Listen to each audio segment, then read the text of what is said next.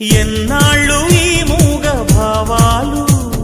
సెలయేటి తెరచాపలు నాలోని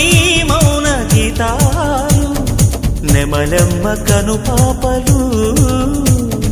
కుడి ఎడమల కుదిరిన కళ ఎదకెదురాయే ఉలి తగిలిన శిల మనసున సొద మొదలాయే